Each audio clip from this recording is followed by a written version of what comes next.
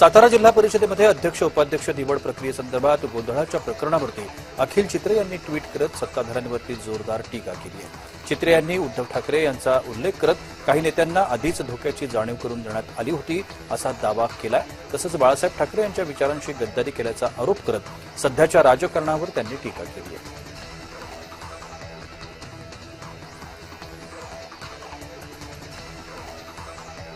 आज राज्य मंत्रिमंडळाची बैठक बोलवण्यात आली। या बैठकीला मुख्यमंत्री देवेंद्र फडणवीस, उपमुख्यमंत्री एकनाथ शिंदे आणि सुनेत्रा पवार देखील उपस्थित राहणार आहेत। या बैठकीमध्ये महत्त्वाचे निर्णय घेतले जाण्याची शक्यता आहे।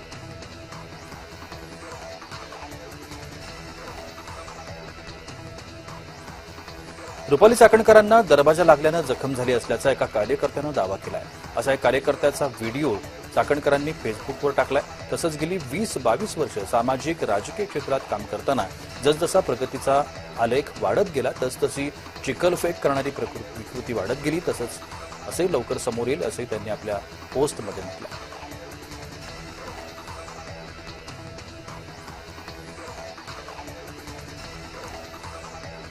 आज शरद पवार एक दिवसाच्या नागपूर दौऱ्यावरती आहेत। दिवंगत नेते दत्ता मेघे यांच्या कुटुंबियांची सांत्वनपर भेट ते घेण्यासाठी नागपूरला जाणार आहेत।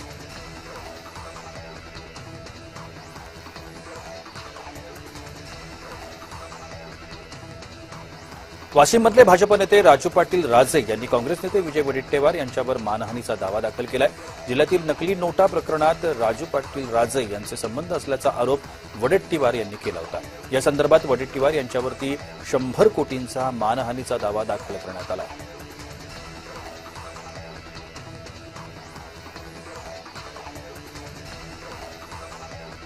बंधू अशोक खराच्या अटकेचा ऑपरेशन प्लॅन आता समोर आलाय। मुख्यमंत्री देवेंद्र फडणवीस यांनी नाशिक पोलिसांवरती विश्वास दाखवत सूत्र हलवली होती। पोलीस आयुक्त संदीप कर्णिक यांनी चोर शिरल्याचं नाट्य निर्माण करत खरातला जेरबंद केलं होतं। अतिशय गोपनीय आणि शताफीने कारवाई पार पाडण्यात आली असं देखील सांगितलं गेलं आहे।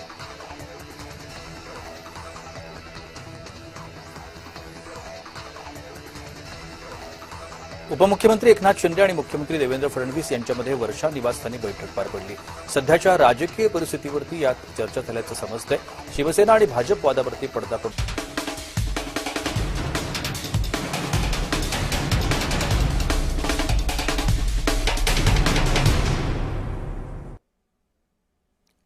सुपरफास्ट बातमीपत्रामध्ये आपल्या सगळ्यांचं स्वागत। सुरुवात करतोय राजकारणातल्या काही ठराविक घडामोडींनी।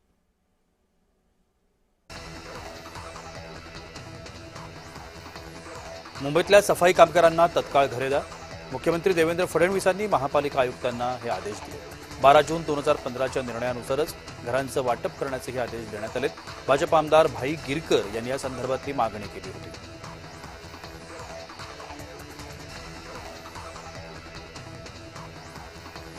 सातारा जिल्हा परिषदेमध्ये अध्यक्ष उपाध्यक्ष निवड प्रक्रियेदरम्यान गोंधळाच्या प्रकरणावर अखिल चित्रे यांनी ट्विट करत सत्ताधाऱ्यांवरती जोरदार टीका केली। चित्रे यांनी उद्धव ठाकरे यांचा उल्लेख करत काही नेत्यांना आधीच धोक्याची जाणीव करून देण्यात आली होती असा दावा देखील केलाय। तसंच बाळासाहेब ठाकरे यांच्या विचारांशी गद्दारी केल्याचा आरोप करत सध्याच्या राजकारणावर देखील त्यांनी टीका केली आहे।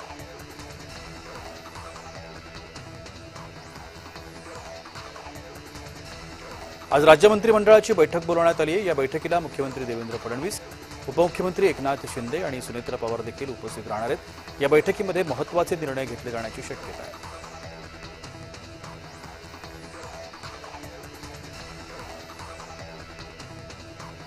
रुपाली चाकणकरांना दरवाजा लागल्यानं जखम झाली असल्याचा एका कार्यकर्त्यानं दावा केलाय।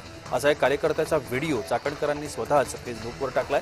तसंच गेली 20-22 वर्ष सामाजिक राजकीय क्षेत्रात काम करताना जसजसा प्रगतीचा आलेख वाढत गेला तसतशी चिखलफेक करणारी वृत्ती वाढत गेली। सत्य लवकरच समोर येईल असं देखील त्यांनी म्हटलंय।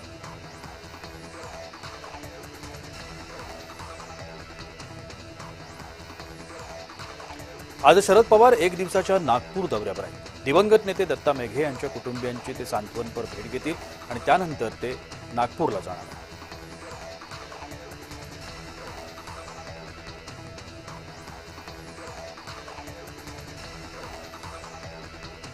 वाशिममधील भाजप नेते राजू पाटील राजे यांनी काँग्रेस नेते विजय वडेट्टीवार यांच्यावर मानहानीचा दावा केलाय।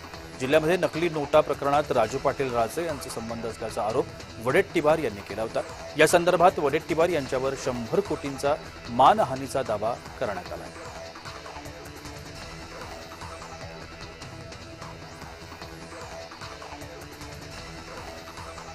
बोंधू अशोक खरेच्या अटकेचा ऑपरेशन प्लॅन आता समोर आलाय। मुख्यमंत्री देवेंद्र फडणवीसांनी नाशिक पोलिसांवरती विश्वास दाखवत सूत्र हलवली। पोलीस आयुक्त संदीप कर्णिक यांनी चोर शिरल्याचं नाट्य निर्माण करत खरातला जेरबंद केलं। अतिशय गोपनीय आणि शताफीनं कारवाई पार पडण्यात आली होती।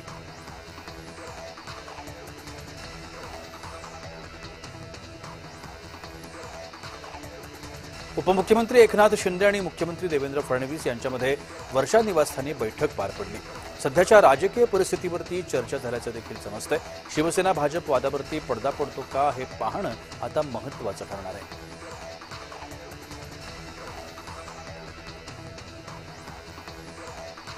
कोल्हापूर बाजार समिती सभापतींनी राजीनामा दिलाय। सूर्यकांत पाटील यांनी मंत्री हसन मुश्रीफ यांच्यावर नाराजी व्यक्त करत राजीनामा दिला।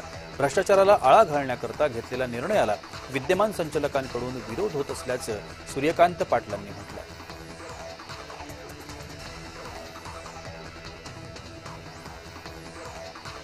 संगमनेरमध्ये पंचायत समिती कर्मचाऱ्याला बेदम मारहाण करण्यात आली। काँग्रेसचे नेते बाळासाहेब थोरात यांचे चुलत बंधू शरद थोरात यांनी ही मारहाण केली आहे। शरद थोरात यांच्यासह 9 ते 10 जणांविरोधात गुन्ह्याची नोंद करण्यात आली आहे। मारहाणीचं कारण मात्र अद्याप समजू शकलं नाही।